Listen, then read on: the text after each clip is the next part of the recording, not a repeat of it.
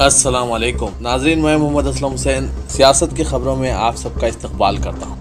2022 के उत्तर प्रदेश असेंबली इंतखाबात के बाद समाजवादी पार्टी के अंदर ये बहस जोर पकड़ने लगी है कि अगर अखिलेश यादव करहाल असेंबली की सीट छोड़ते हैं तो स्वामी प्रसाद मौर्य को वहां से इलेक्शन लड़ाया जा सकता है।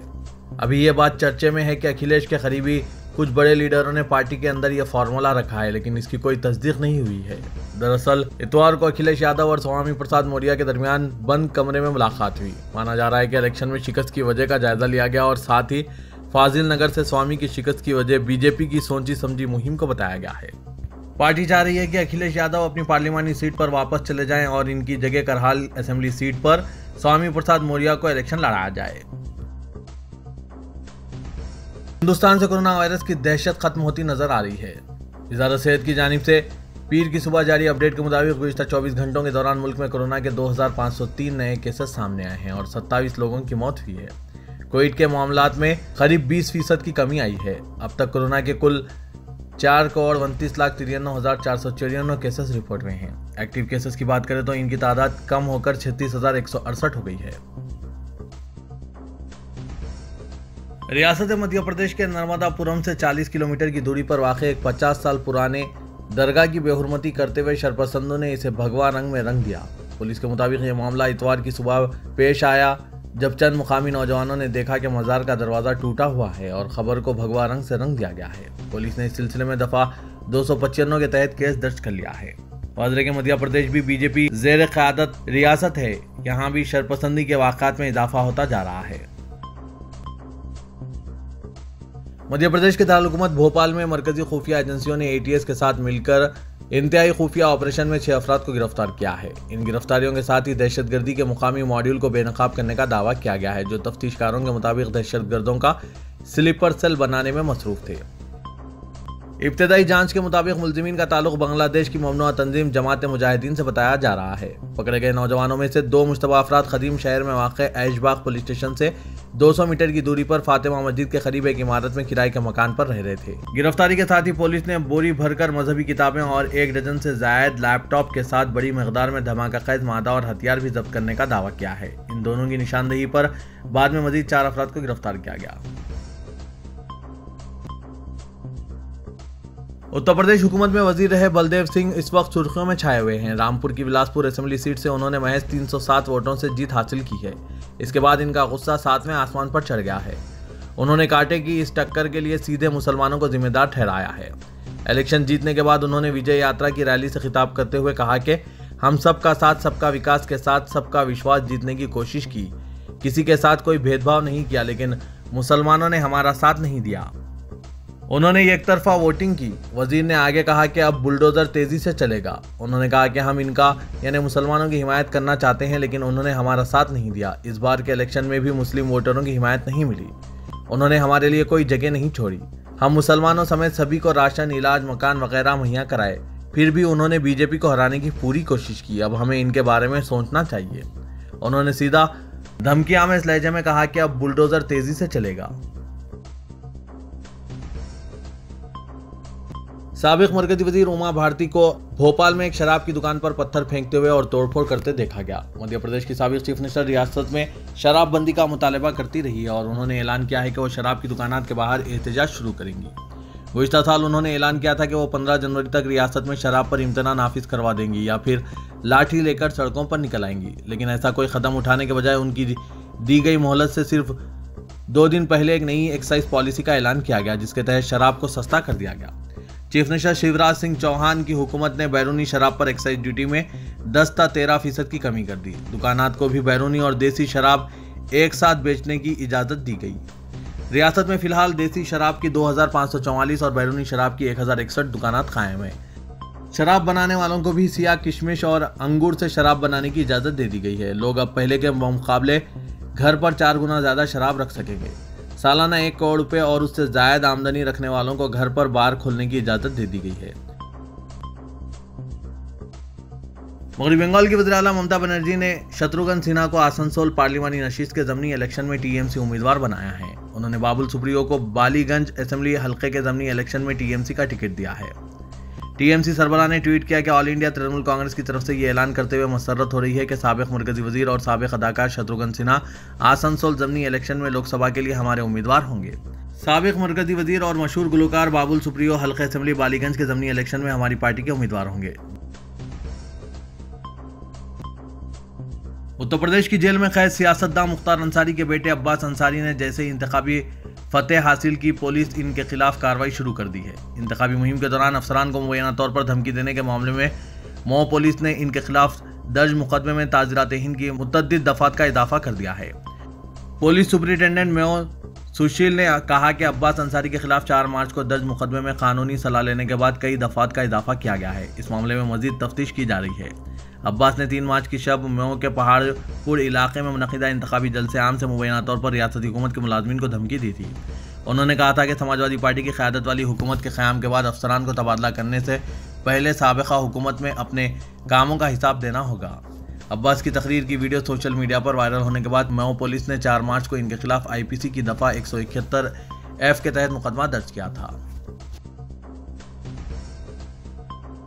उत्तर प्रदेश और पंजाब समेत 5 रियासतों के असेंबली इलेक्शन में कांग्रेस की शर्मनाक शिकस्त पर गौर व के लिए इंतखाबी नताइज के ऐलान के बाद 72 घंटों के अंदर इतवार को पार्टी सदर सोनिया गांधी की रिहाइशगाह पर मजलिस आमिला का इनेकाद अमल में आया, जिसमें पार्टी को मजबूत करने के लिए फौरी तौर पर ज़रूरी तब्दीलियों और इस्लाहात पर इत्तफाक किया गया।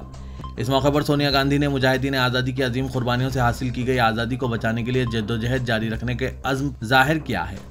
रियासती इलेक्शन में शर्मनाक शिकस्त के बाद तलब की गई मीटिंग में कांग्रेस लीडरों ने सर जोड़कर खामियों का जायजा लिया और आइंदा की हिकमत अमली पर गौर किया। इस दौरान क़यादत में तब्दीलियों से मुतालिक गुफ्तगुओं के बरखिलाफ इत्तेफाक राय से सोनिया गांधी की क़यादत पर एतमाद का इजहार किया गया था। हम पार्टी में इस्लाहात की जरूरत पर जोर दिया गया, जिससे सोनिया गांधी ने भी इत्तेफाक किया।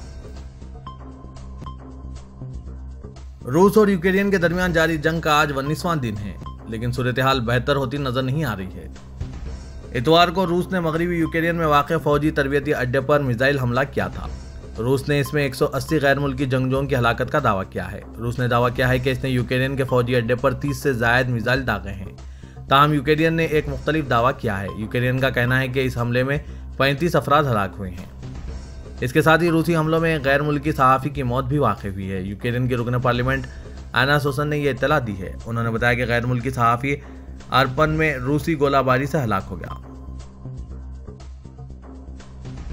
चीन में इतवार के रोज तकरीबन 3400 घरेलू कोविड-19 के केसेस रिपोर्ट हुए हैं, जिनमें 1807 अलामती केसेस हैं, जो कि 2 सालों में सबसे ज्यादा हैं।